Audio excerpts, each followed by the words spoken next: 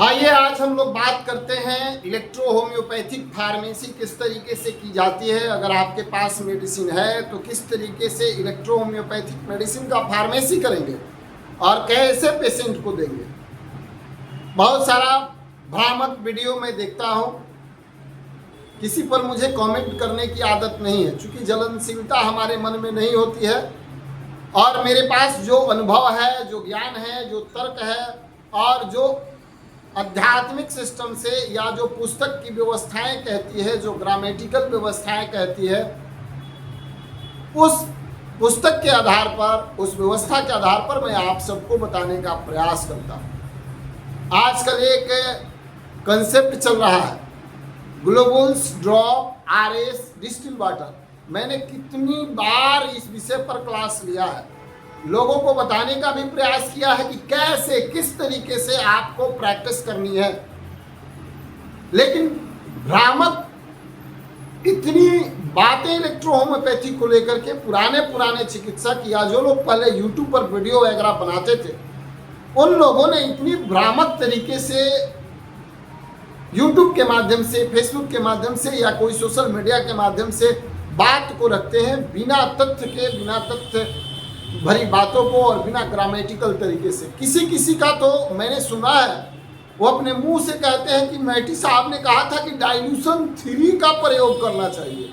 पता नहीं, हमको मैटी का कोई भी पुस्तक ऐसा नहीं मिला जिसमें मैटी साहब ने लिखा है और कहा है कि डाइल्यूशन थ्योरी।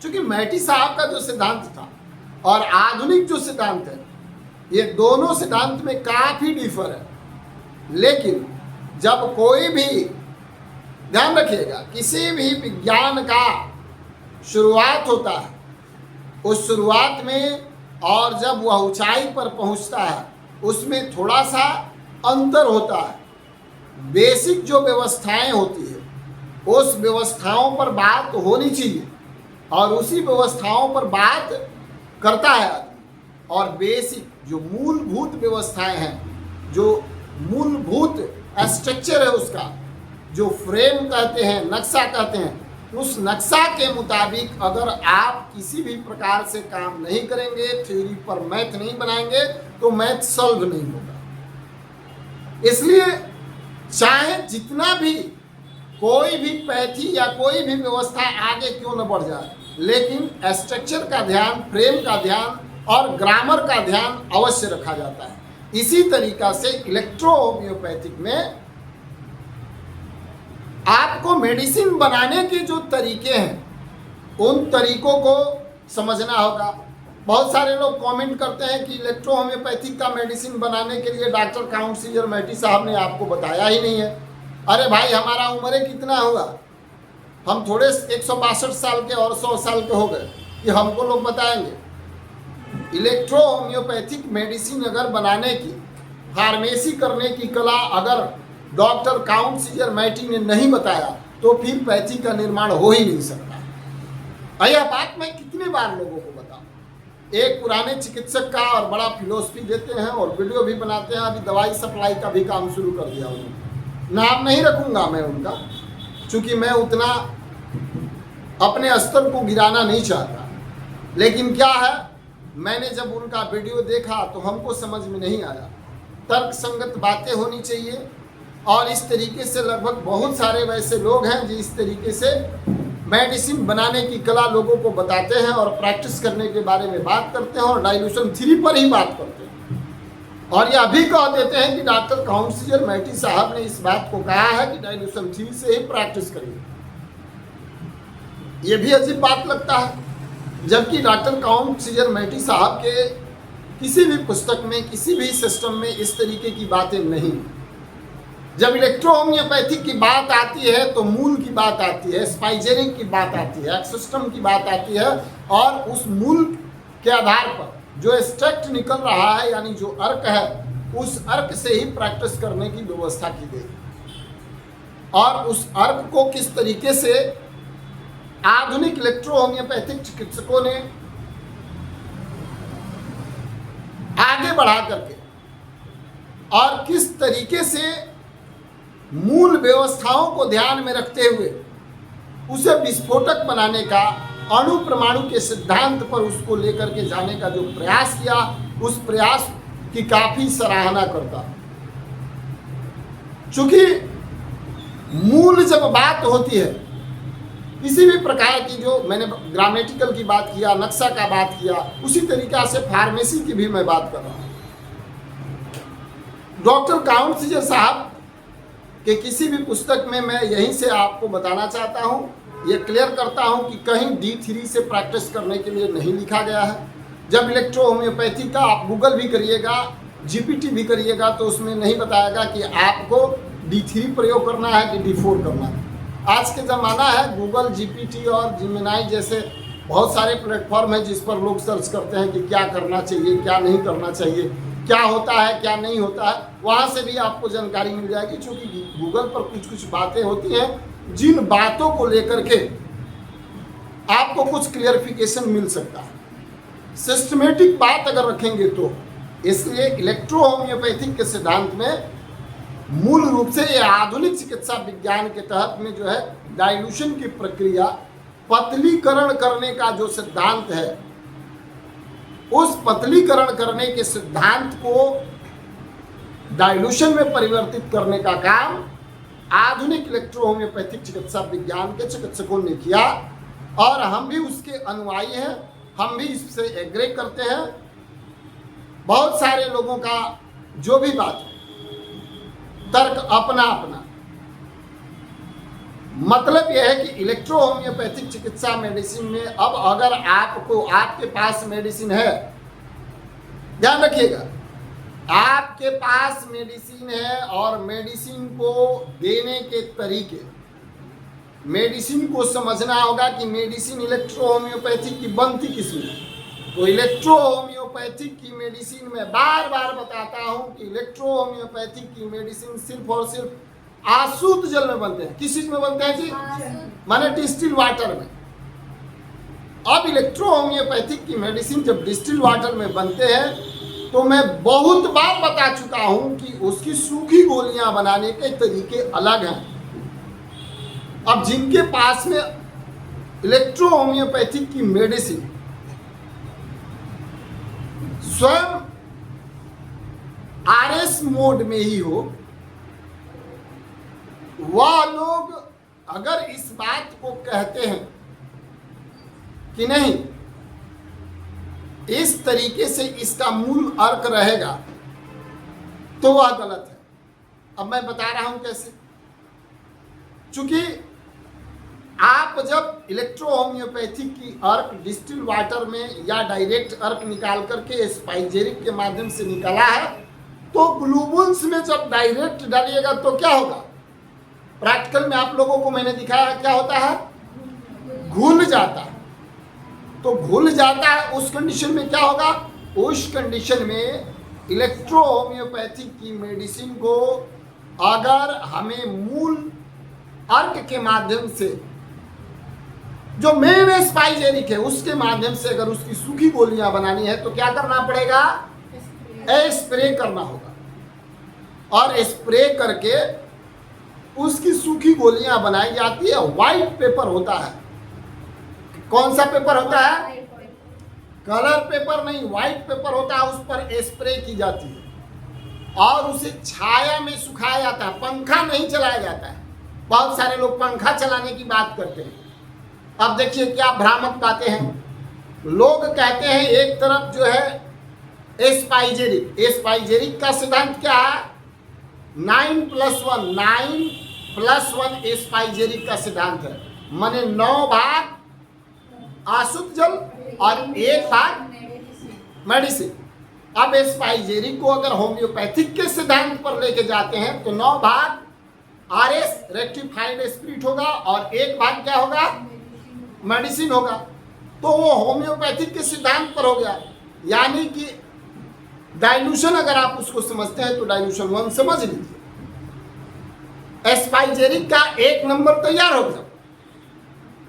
अब रह गया सवाल कि जब अगर आपको स्वस्थ तरीके से, सुरक्षित तरीके से किसी भी पेशेंट को अगर मेडिसिन देनी है, किसी भी पेशेंट को मेडिसिन देनी है, तो सुरक्षित तरीके से आप अपना जो डोज निर्धारित किए हैं उस डोज को देने के लिए, और इलेक्ट्रोहोम्योपैथिक के सिद्धांत पर डोज को देने का जो तरीका है उस तरीके को निर्धारित करते हैं वजन के अनुसार। चूंकि एस्पाइजेरिक का मतलब कंप्लीट हो गया कि आप जब अर्क विद्या हर्बल सिस्टम के साथ अगर आप काम करते हैं, लोगों को प्रैक्टिस करते हैं और सुरक्षित तरीके की इलेक्ट्रोहोम्योपैथी प्रैक्टिस करते हैं, तो आपको उसी सिस्टम पर काम करना होगा। वजन के अनुसार मेडिसिन तय की जाती है, और वजन के अनुसार जब मेडिसिन तय की जाती है तो मेडिसिन वजन के अनुसार ही चलेगा। उसमें क्या है, डायरेक्ट आपको मेडिसिन ड्रॉप में ही देना होगा, क्योंकि अगर ग्लोबुल्स में दीजिएगा तो घुल जाएगा। ये 100% इलेक्ट्रो होम्योपैथिक मेडिसिन प्रैक्टिस के सिद्धांत के आधार पर है और बिल्कुल गलत नहीं है। अगर कोई गलत कहता है तो समझिए उसको इसका नॉलेज नहीं है, उसका ज्ञान अधूरा है, और बाद बाकी आपको भ्रम में नहीं रहना। दूसरी बात, एक और भ्रामक बातें मैं देखता हूं, कई एक वीडियो देखा है हमने, ग्लोबुल्स लोग ले लेते हैं, घर में बैठ जाते हैं और कहते हैं कि पंखा चला करके, अब इसको क्या करते हैं तो हैंड से लेकर के, मैंने हाथ में ऐसे करके प्लास्टिक के बोतल में, हाथ में लेकर के प्लास्टिक के बोतल में, और ग्लोबुल्स को ऐसे हाथ करके भरते हैं, कहते हैं यही तरीका है। स्टरलाइजेशन का कोई ख्याल ही नहीं। मेडिसिन बनाने और मेडिसिन मेकिंग का तरीका किसी को अगर पता नहीं है, स्टरलाइजेशन है क्या? फार्मेसी आसान नहीं है। आप यूट्यूब पर, फेसबुक पर कोई भी आकर के कुछ भी ज्ञान दे सकता है, उसका कोई मीनिंग्स नहीं। तर्क संगत बात कर लिए, स्टरलाइजेशन के सिस्टम के आधार पर क्या वह सही है नहीं है, उसके लिए एक टीप रहता है और उसमें जो है डाली जाती है ग्लोबुल्स। अब रह गया सवाल कि एक तर्क है कि 5 ml मेडिसिन में बिजली तैयार होता है। इस तर्क को मैं आज नहीं छेड़ूंगा, ये बाद में मैं बता दूंगा आप सबको किस तरीके से मेडिसिन से बिजलियां तैयार होती है सूखी गोलियों में। सूखी गोलियों के सिद्धांत के आधार पर मैंने स्प्रे तक पहुंचाया है, बाद बाकी मैं बाद में बताऊंगा। अभी वह जान लीजिए कि आप सबको करना क्या है कि स्टरलाइजेशन का ख्याल रखते हुए जो लोग फार्मेसी करते हैं, सिर्फ उनके लिए, जो लोग प्रैक्टिस में इस्तेमाल करते हैं उनका तरीका मैं अलग बताऊंगा। फार्मेसी करने वाले लोगों के लिए एक टिप होता है, कुप्पी टाइप का होता है, जिससे तेल वगैरह भी देखते होंगे कि लोग ढालते हैं, तो उसको बोतल में रखिए और वहाँ उसमें डाल दीजिए, ताकि आसानी से बिना किसी प्रॉब्लम के, बिना किसी इन्फेक्शन, बिना किसी वायरस का उसमें क्या हो, अस्थायी रूप से चला जाए। एक बात ये हुई। दूसरी बात, जब मेडिसिन की फार्मेसी होनी चाहिए तो वह मेडिसिन की फार्मेसी प्लास्टिक की बोतल में नहीं होनी चाहिए। देखता हूं मैं प्लास्टिक की बोतल में लोग फार्मेसी करना सिखा देते हैं और बात करते हैं कि इसमें ऐसे फार्मेसी करके फिर मैं 30 ml में दूंगा या 50 ml में दूंगा। ऐसे नहीं होना चाहिए। जब भी फार्मेसी होगी तो किस चीज पर होगा? ग्लास बोतल में होगी फार्मेसी। किस में होगा? ग्लास बोतल में फार्मेसी होगी। तो ग्लास का बोतल होना चाहिए, उसमें आप 5 ml डालें या जो आपकी कंटेंट है उस कंटेंट के मुताबिक जो आपकी मात्रा है उस मात्रा को लेकर के डालिए। उसके बाद में एक बात और सामने आ जाती है कि लोग कहते हैं कि उसमें ठक ठक 50 बार, 100 बार, 200 बार, 500 बार स्टॉक करिएगा तब पावर तैयार होगी। यही सिस्टम है। जब तक उसको हिलाइएगा नहीं तब तक वह मेडिसिन टूटेगा नहीं। मेडिसिन तोड़ने के जो तरीके हैं, मेडिसिन को पतलीकरण करने की जो सिद्धांत है शुरू से, अरे सोचिए ना भाई, सब्जी में हल्दी पड़ता है कि नहीं पड़ता है? धनिया पड़ता है कि नहीं पड़ता है? अगर सब्जी में हल्दी पड़ता है तो उसका भी कुछ उपयोग है, धनिया पड़ता है उसका भी कुछ उपयोग है कि नहीं है? आप अगर हल्दी को कूटिएगा नहीं, डायरेक्ट हल्दी डाल दीजिएगा तो उसका बेनिफिट और कूट के डालिएगा, उसका बेनिफिट, उसका टेस्ट, उसका बनावट, ये सब बिल्कुल डिफर होगा और उसका एक्शन और रिएक्शन भी बिल्कुल डिफर होगा। क्योंकि जो खाइएगा चबा के वो बिल्कुल डिफरेंट टाइप का लगेगा और जो ऑलरेडी चूर्ण बना करके डाला है सब्जी में उसका टेस्ट अलग है। अब किन किन बातों को मैं समझाने का प्रयास करूँ? मैं वैसे चिकित्सकों को पढ़ाना, बताना, समझाने का प्रयास करता हूँ जिनको कोई बात समझनी है। मुझे किसी से ईर्ष्या, द्वेष है अगली बात वाला बात नहीं है, लेकिन हाँ मैं इतना जरूर कहूँगा कि इलेक्ट्रो होम्योपैथिक के प्रैक्टिस करने के भिन्न भिन्न तरीके हो सकते हैं। अगर किसी को इसी टाइप का अनुभव है तो वो प्रैक्टिस करें। इसका मतलब ये नहीं कि ग्रामेटिकल तौर तरीके में मैं कुछ भी कह दूं। ग्रामेटिकल तरीका क्या कहता है कि आपको स्टॉप करने हैं, झटके देने। क्या क्या देने हैं? अगर झटका नहीं देते हैं तो क्या होगा, आपका पतलीकरण का जो सिद्धांत है, जो डाइल्यूशन का सिद्धांत है, वो सक्सेस नहीं है। इसलिए आपको स्टॉप देना ही होगा। लोग बताते हैं कि स्टॉक नहीं देना है, मिलाना है, लेकिन अपने ऐसे ऐसे ऐसे ऐसे ऐसे ऐसे ऐसे ऐसे ऐसे ऐसे ऐसे करके मिलाते हैं। तो एक तो प्लास्टिक में दवा कोई अगर बना रहा है, फार्मेसी खास करके कर रहा है तो गलत है। झटका नहीं देने की बात है और झटका लोग देते हैं तो भी गलत है। अब नहीं दे रहे हैं तो मत देने, उसमें देने की क्या जरूरत है? क्यों ऐसे ऐसे हिलाने की बात कर रहे हैं? तो जो कहिए कोई भी वो करिए और नहीं तो कहिए मत। अब आ जाते हैं बात, एक चीज और है, अगर 5 ml मेडिसिन में 45 या 50 ml RS अगर कोई मिला दे और वो भी प्लास्टिक के बोतल में और 450 ml का ग्लूबुल्स बोतल में डाल दे, डाइल्यूशन को हिला दे, मेडिसिन को डालने के बाद हिला दे और हिला करके उसको चाहे ऐसे मिलाए, चाहे ऐसे मिलाए, चाहे हिलाए या झटका किसी भी रूप में दे, वह डाइल्यूशन बढ़ा या नहीं बढ़ा,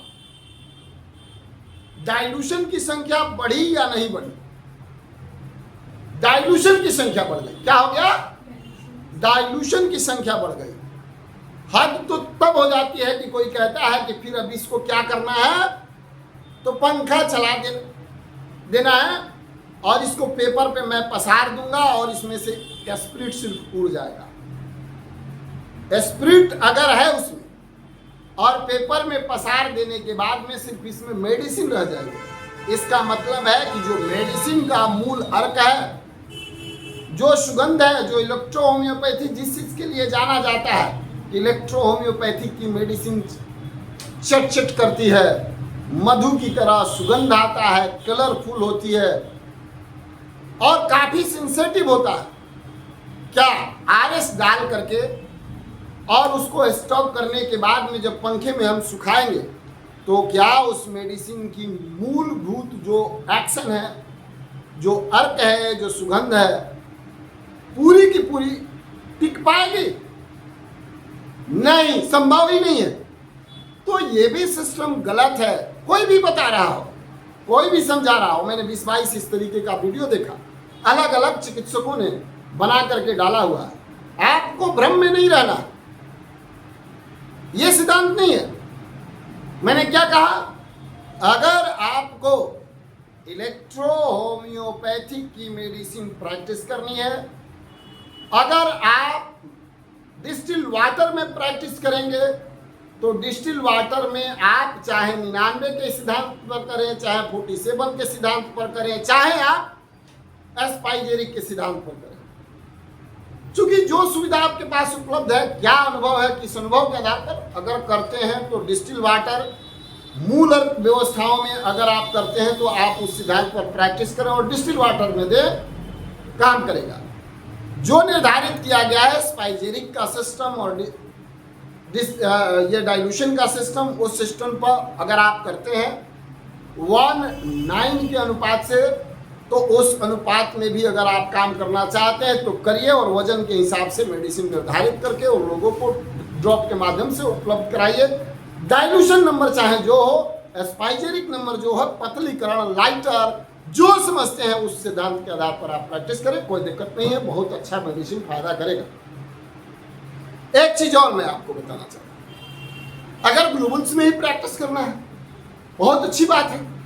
शक्तिकरण का मूल जो सिद्धांत होता है, शक्तिकरण की जो व्यवस्थाएं होती है, शक्तिकरण जो होता है, उस शक्तिकरण के सिद्धांत गोलियों के आधार पर ही शक्तिकरण का सिद्धांत निर्धारित किया गया। गोली से शक्तिकरण का सिद्धांत होता है, और किस तरीके से गोली, यानी कि शुगर ऑफ मिल्क की जो गोलियां होती है, मीठी मीठी गोलियां, उस गोलियों को, और उस गोली के माध्यम से अगर आपको प्रैक्टिस करना है तो आपको मुख्य रूप से क्या करना है, मेडिसिन बनानी है। और आसान तरीका है, शीशे का बोतल लीजिएगा, और शीशे का जो बोतल लीजिएगा, उस बोतल में अगर आप चाहते हैं कि मैं प्रैक्टिस करूं तो डायरेक्ट या स्प्रे करने की और सुखाने की जो व्यवस्था बताया, अगर हो सकता है तो करिए, नहीं तो 50 ml आपको RS डालने की उसमें जरूरत नहीं है। 5 ml मेडिसिन और 5 ml RS डाल लीजिए, 10 ml हो जाएगा। और 500 ml की बोतलें होती है, जो आपका पाउंड भी होता है, जो मेडिसिन का पाउंड वो 4.5 ml का होता है। कुल मिलाकर के आपका एक सही अनुपात निर्धारित होगा, और वही बिजली है, और उसी आधार पर जो है उसको मिश्रण करके आप प्रैक्टिस खुल के करिए, किसी कंफ्यूजन में रहने की जरूरत नहीं है। आप सिस्टमेटिक तरीके से जब प्रैक्टिस करेंगे फायदा होगा। Dilution 1, dilution 2, dilution 3, dilution 4, dilution 5, dilution 6, 30, 200, 1M, LM, lakh, 10 lakh, जो भी आप डाइल्यूशन का प्रयोग करते हैं, ये प्रयोग करने का जो तरीका है, इसका मीनिंग्स जो है, उसका जो सिद्धांत है, वो क्या है, वो नोकीला बनाना। जैसे एक क्या है, मट्टी खोदने के लिए कोई खंती लिया और उसका साइज मोटा है, तो क्या होगा, जल्दी नहीं हीलिंग होगा, मतलब अंदर नहीं ज्यादा जाएगा। तो हीलिंग का सिद्धांत क्या है कि कौन कितना चोक है, उसका मुंह कितना नुकीला है। तो मुंह नुकीला बनाने के लिए और कहाँ कितने दिन तक टिक सकता है, जैसे क्या है, हाथी को रहने के लिए बड़ा घर चाहिए, और खाने की भी व्यवस्थाएं बड़ी चाहिए। उसी तरीका से अगर हम लोग जानवर, बकरी भी रखते हैं, हम लोग जानवर छोटे छोटे बहुत सारे रखते हैं, तो उनको रखने का तरीका अलग होता है। छोटी चीज अधिक जगहों पर, कम जगहों पर अधिक दिन तक रह सकती है। लेकिन उसी तरीका से जो मेडिसिन का है, हो सकता है कि मेरा यह तर्क आपको अच्छा भी लगे और नहीं भी अच्छा लगे, या ना समझ में आए। हमारा कहने का अर्थ है कि हीलिंग इसीलिए बनाई गई है कि हीलिंग की व्यवस्था से उस जगह तक मेडिसिन पहुंचता है, अपना अति सूक्ष्म स्वरूप धारण करके, जिस जगह पर बीमारी छुपी हुई होती है, और वहां से जाके बाहर निकालता है, और निकाल करके आपको स्वस्थ बनाता है। वह अधिक दिन तक टिकता है। लेकिन ध्यान रखिए, भरपेट भोजन जो कर लेते हैं आप, 4 रोटी खाते हैं, 3 रोटी कोई खाता है, कोई 100 ग्राम चावल खा लेता है, दाल खा लेता है, सब्जी खा लेता है, ये सारा जो है हमारे शरीर के लिए पोषक तत्व है। ये सारे हमारे शरीर में, इसमें बहुत सारे एंटीऑक्सीडेंट डाले गए हैं, जैसे मैंने सब्जी में ही बताया। जैसे दाल का ही मुख्य काम समझना है आपको, चावल का ही, रोटी का ही, बजरा का ही, तो सारी ये व्यवस्थाओं को जो हम लोग ले लेते हैं और अधिक मात्रा में लेते हैं, तो अभी खाते हैं और शाम या सुबह में फिर सोच होकर के बाहर जल्दी निकाल देते हैं, एक टाइमिंग फिक्स है। लेकिन मेडिसिन जब लेते हैं तो मेडिसिन का अति सूक्ष्म रूप होता है, और जैसे जैसे उसी तरीका से पतला, सूक्ष्म, कम और परमाणु के सिद्धांत पर जब मेडिसिन का हम प्रयोग करते हैं, तो वह काफ़ी विस्फोटक होता है, काफ़ी दिन तक टिकाऊ होता है, और उस टिकाऊपन व्यवस्थाओं को आप कह सकते हैं डाइल्यूशन, एस्पाइजेरिक, हाई पोटेंसी, जो कहना है आप इसको कहिए, समझिए। इसलिए पोटेंसी, हाई डाइल्यूशन अगर कोई चलाता है तो गलत नहीं है। आधुनिक चिकित्सा विज्ञान में इलेक्ट्रो होम्योपैथिक के सिद्धांत पर इसको सही माना गया है। लोग कहेंगे कि भाई आप तो होम्योपैथिक सिस्टम बताने लगे। अरे भाई, रस रसायन का ज्ञान आयुर्वेद में भी है, रस भस्म का ज्ञान आयुर्वेद में भी है, क्षार औछार का भी जो है ज्ञान आयुर्वेद में है। एलोपैथिक सिस्टम में जाइएगा तो वहां भी जो है आपको एमजी में जो है उसकी पावर देखने को मिलती है। होम्योपैथिक का जो मेड है उसमें भी जो है डाइल्यूशन की प्रक्रिया, शक्तिकरण की प्रक्रिया दी गई। तो इलेक्ट्रो होम्योपैथिक उससे परे कैसे होगा? जो इंफ्रास्ट्रक्चर है, जो ग्रामेटिकल व्यवस्थाएं हैं, उससे परे रह करके आप इलेक्ट्रो होम्योपैथिक चिकित्सा पद्धति को विकसित करना चाहते हैं तो ये संभव नहीं है। अगर आपको परहेज करना है तो एक चीज से परहेज करिए, इलेक्ट्रो होम्योपैथिक के सिद्धांत के आधार पर जो प्रैक्टिस नहीं करते, नहीं बताते, या मेडिसिन का निर्माण नहीं करते, फार्मेसी कोई नहीं करता, वैसे लोगों को इग्नोर करिए। बहुत सारा वैसा भी ग्रुप में आ जाता है मैसेज, फोटो लगाया हुआ, फिर मेडिसिन का नाम नहीं रहेगा, कहा कि मैंने इस पेशेंट को ठीक किया, ये पहले का था, ये बाद का था। ये भी नहीं होना चाहिए। अगर आपने डाला है तो आप ये डालिए इलेक्ट्रो होम्योपैथिक चिकित्सकों में जागरूकता लाने के लिए कि इस पेशेंट को फलाना फलाना सिम्टम भी थे, फलाना फलाना तरीका का बीमारी था, और फलाना चीज टेस्ट कराया था या नहीं कराया था। इस व्यक्ति को इलेक्ट्रो होम्योपैथिक की इतने नंबर की मेडिसिन, ये मेडिसिन इतने बार दिया और इससे इसको काफ़ी राहत मिली, और देखिए आज यह ठीक होने के कगार पर है। तो समझ में आएगा कि आप इलेक्ट्रो होम्योपैथिक चिकित्सक हैं और प्रैक्टिस करते हैं। आप तो इलेक्ट्रो होम्योपैथिक का मेडिसिन देते हैं कि नहीं देते हैं ये किसको क्या पता। अगर उस टाइप का व्यवस्था अगर नहीं डालते हैं तो यानी कि आप सिर्फ झूठ प्रचार करते हैं, इलेक्ट्रो होम्योपैथिक का नाम रख करके आप पैथिक कुछ और चलाते हैं। इससे आम लोग जो आपके साथ आपके ग्रुप में जुड़े हुए उनसे आपको क्या फायदा, हमको क्या फायदा।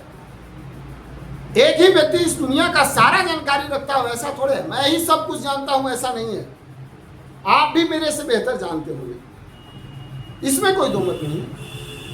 यह पृथ्वी है, यहां पूर्ण कोई नहीं है। आप भी मेरे से बेहतर जानते होंगे, सच बोलिए, यथार्थ बात को रखिए। नहीं जानते हैं तो ये कहिए कि मैं अपने प्रचार प्रसार के लिए इसको डाला हूं, मैं अपनी प्रचार चाहता हूं, मैं इसको अपने तरीके से ठीक करना चाहता हूं, या दवाई बेचना चाहता हूं, या मेरे पास लोग रेफर करे पेशेंट। ये बात समझ में आती है। तो ये भी अगर कोई पोस्ट करता है खास करके इलेक्ट्रो होम्योपैथिक ग्रुप में तो ठीक नहीं है। मैंने आज तक किसी भी इलेक्ट्रो होम्योपैथिक के ग्रुप में जुड़ करके ये नहीं बताया कि the world education research institute Bihar Patna में आप आइए और मैं ही सबसे बेहतर चिकित्सा पद्धति सिखाता हूं आपको इलेक्ट्रो होम्योपैथी का, मैं ही बेहतरीन डिग्री डिप्लोमा आपको देता हूं, आप आ जाइए। नहीं, मैं अपने प्लेटफॉर्म के माध्यम से, अपनी व्यवस्था के माध्यम से, अपने वीडियो के माध्यम से मैं अलग अलग तरीके से प्रस्तुत करता हूं, लेकिन किसी सामूहिक ग्रुप में मैं इस तरीके का पोस्ट कभी नहीं करता। यह हमारे सिद्धांत के खिलाफ है। कुछ लोग वैसे हैं कि बड़ी बड़ी बिल्डिंगें दिखाते हैं, हमारे लोगों को लगा देते हैं। उनको पता नहीं है कि द वर्ल्ड एजुकेशन रिसर्च का लोगो कौन सा। कहते हैं कि छोटे छोटे कमरे में जो है लोग इंस्टीट्यूट चलाते हैं, वो फर्जी होते हैं, इलेक्ट्रो होम्योपैथिक डिग्रियां फर्जी होती हैं, और बड़ा बड़ा अपना इंस्टीट्यूट का बड़ा बड़ा जो है बिल्डिंग दिखा देते हैं और कहते हैं कि मैं वही चीज ओरिजिनल दे रहा हूं। अरे सिस्टम, नॉर्म्स आपको पता नहीं है, क्या दीजिएगा। और बड़ी बड़ी दुकान मत दिखाइए। आप क्या लोगों को देते हैं, कितना पढ़ाते हैं, कितने लाइव क्लास है आपका, कितने फ्री सिस्टम में आपने लोगों को जोड़ा है, कितनी आपकी पुस्तकें हैं, किस आधार पर जो है लोगों को ज्ञान देते हैं, यह भी बताइए ना। हम तो चाहते हैं जागरूकता हो, हम तो चाहते हैं कि लोग कंपटीशन करें, हम तो चाहते हैं कि कंपटीशन इलेक्ट्रो होम्योपैथ में हो ताकि बेहतर से बेहतर शिक्षक इसमें आए और इलेक्ट्रो होम्योपैथी को आगे बढ़ाने का काम करें। जलनशीलता की भाव नहीं होकर के कंपटीशन की भाव होनी चाहिए। और उद्देश्य होना चाहिए इलेक्ट्रो होम्योपैथिक के प्रति जागरूकता लाना, इलेक्ट्रो होम्योपैथिक को आगे बढ़ाना, इलेक्ट्रो होम्योपैथिक चिकित्सा जगत से जुड़े हुए जो भी लोग हैं उन सभी लोगों को किस तरीके से आत्मनिर्भर बनाई जाए इलेक्ट्रो होम्योपैथिक चिकित्सा में। हमें प्रैक्टिस करने का जब समय मिलता है तो मैं प्रैक्टिस करता हूं, और जब भी प्रैक्टिस करता हूं कुछ कुछ जो बातें आती हैं आपके समक्ष मैंने प्रिस्क्रिप्शन से लेकर के और पेशेंट का पूरा डिटेल्स में डाल करके आप सबके समक्ष रखता हूं। इससे क्या होता है कि जो मैंने दिया आपको भी इसका अनुभव हो। हम अपने बच्चों को जो पढ़ाते हैं, जो हमारे यहाँ क्लास करते हैं, उनको आत्मनिर्भर बनाने का मैं भरपूर प्रयास करता हूँ। हमारे यहाँ से पढ़े इलेक्ट्रो होम्योपैथी का कोई भी स्टूडेंट किसी दूसरे पर आश्रित नहीं रहता। उसको मैं प्रयास करता हूँ कि स्वयं अपने आप में जो है वह इलेक्ट्रो होम्योपैथी का विशेष जानकार बने। क्यों? क्योंकि आजकल डिग्रियां बहुत सस्ती इलेक्ट्रो होम्योपैथी का सर्टिफिकेट ऐसे धड़ल्ले से दिया जा रहा है, एक दूसरे की शिकायत की जा रही है। एक पर एक लोग हैं बिना मतलब कानून का जानकार नहीं, कानूनी ज्ञान छांटने लगेंगे। लेकिन इन सब बातों से दूरी बनाइए। जरूरत क्या है? तो जरूरत सिर्फ और सिर्फ है कि आप सब बेहतरीन तरीके से इलेक्ट्रो होम्योपैथिक चिकित्सा पद्धति और सिद्धांत को समझिए, प्रचारित करिए, ऑथेंटिक रूप से लोगों को इलेक्ट्रो होम्योपैथिक का लाभ दिलाइए। अनेकों लोग डिग्री ले लेते हैं, सस्ते के चक्कर में चले जाते हैं, एग्जाम नहीं देंगे उसके चक्कर में चले जाते हैं, पैसे दे देते हैं और परीक्षा नहीं देंगे। बहुत सारी बातें हैं और सस्ती में व्यवस्था मिल जा रही है, ज्ञान कुछ नहीं मिलेगा वहां। अब जब ज्ञान नहीं मिलेगा तो जनरल अभी सर्टिफिकेट लेके क्या कर लीजिएगा? सर्टिफिकेट ले लीजिएगा इलेक्ट्रो होम्योपैथिक का, करिएगा होम्योपैथिक प्रैक्टिस। सर्टिफिकेट ले लीजिएगा इलेक्ट्रो होम्योपैथिक का, करिएगा एलोपैथिक। इलेक्ट्रो होम्योपैथिक बदनाम होता है। हमारा प्रयास है पूरे भारतवर्ष में, पूरे देश विदेश में जो लोग भी हमारे वीडियो को देखते, सुनते, समझते हैं, उन लोगों को इलेक्ट्रो होम्योपैथिक के बारे में बताना, समझाना। डिग्री आपने कहीं से ले ली हो, उससे क्या मतलब है?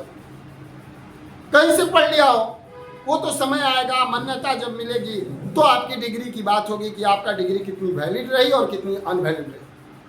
लेकिन अगर आपको ज्ञान चाहिए तो आप कहीं से कुछ लिए हुए हैं, आप हमारा वीडियो देखते रहिए।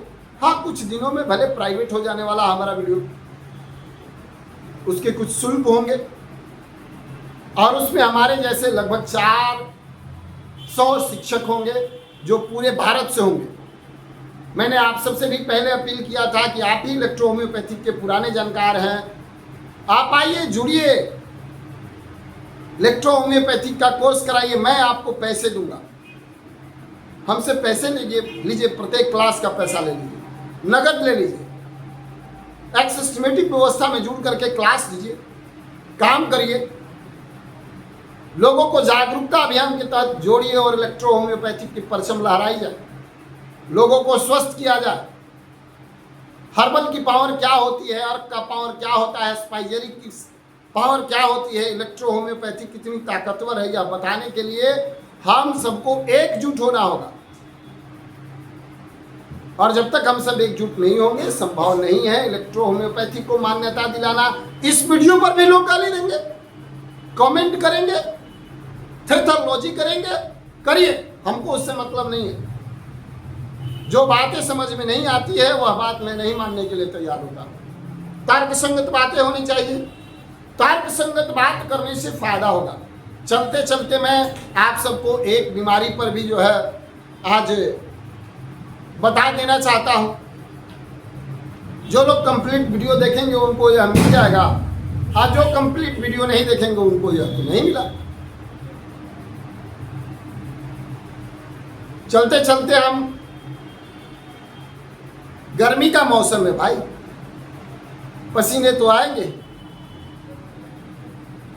चलते चलते आप सबको मैं एक डिजीज पर, वह डिजीज क्या है तो वह डिजीज है। आजकल आदमी बहुत ज्यादा इचिंग से परेशान है, और उस इचिंग में भी खाज, खुजली, एक्जिमा और ब्लैक हो जाना, जलन, सोते वक्त जो है ज़्यादा इचिंग होना, या 6-6 महीना 1-1 साल से लोगों को इचिंग की समस्या है। दवा पता नहीं कौन, कितने डर्मोकोल, तो कितने भिन्न भिन्न प्रकार के जो है कौन कौन जोल, फ्लूकोनजोल, तो पता नहीं कितने सिट्रीजिन, लेवोसिट्रीजिन खा करके लोग परेशान हैं और उनकी बीमारी ठीक नहीं हो रही। वैसे लोगों को मैं बताना चाहता हूं, आप C5L1 याद रखें, C5L1 S5 ये तीनों का मिश्रण करें। बीमारी क्रोनिक हो गई है तो क्रोनिक के हिसाब से, और बीमारी एक्यूट है तो एक्यूट के हिसाब से। पुरानी बीमारी हो गई है तो कम से कम डाइल्यूशन नंबर 30 ले लीजिए। कितना?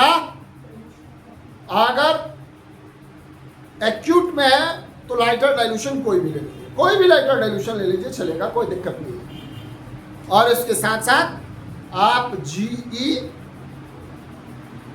लोशन के रूप में लगाइए और उसका इस्तेमाल भोजन के रूप में भी करिए। लगातार 15 दिन इसका इस्तेमाल करिए और फायदा बताइए। 1 महीने के बाद आपकी पूरी समस्या समाप्त हो जाएगी। इस तरीके से और बहुत सारे लक्षण, सिस्टम वगैरह बताएंगे तो मेडिसिन बताने का मैं प्रयास करता हूं।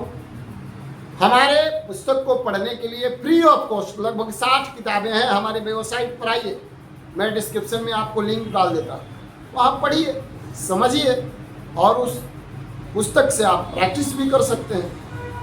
आपको अनुभव देने के लिए, आपको ज्ञान देने के उद्देश्य से मैं इस तरीके का काम फ्री ऑफ कॉस्ट भी इलेक्ट्रो होम्योपैथिक इंस्टीट्यूट के माध्यम से करता हूं, ताकि बहुत सारे वैसे लोग हैं जो इलेक्ट्रो होम्योपैथिक की डिग्री, डिप्लोमा लेकर के बैठे हुए हैं, उनको इलेक्ट्रो होम्योपैथिक चिकित्सा पद्धति नहीं आती है, नहीं समझ में आती है, वह होम्योपैथिक प्रैक्टिस करने लगते हैं और करते हैं, लेकिन उनके मन में यह इच्छा होती है कि मैं इलेक्ट्रो होम्योपैथिक चिकित्सा करूं। तो वैसे लोगों को यह जागरूकता मिशन के साथ जोड़ने का मेरा यह प्रयास है।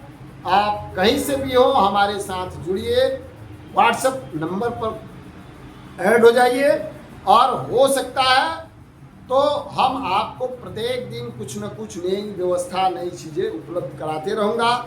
और इलेक्ट्रो होम्योपैथिक की जो लड़ाई है मान्यता दिलाने से संबंधित, इस पर भी मैं काम कर रहा हूं। आप लोगों का सहयोग चाहिए। अगर आप लोगों ने सहयोग दिया तो मैं आप सबकी लड़ाई को मजबूती के साथ लड़ने का जो काम कर रहा हूं, इलेक्ट्रो होम्योपैथी को मान्यता दिलाने से संबंधित काम कर रहा हूं, उसमें हमें भी बल मिलेगा।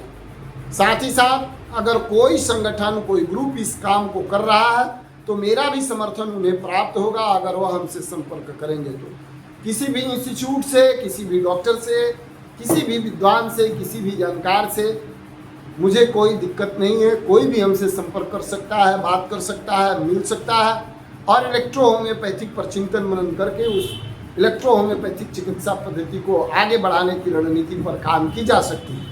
इसी तरीके से मैं जब भी किसी भी प्रकार की वीडियो आप सब तक पहुंचाने का प्रयास करूंगा, आपकी सभी समस्याओं का समाधान कराने का प्रयास करूंगा।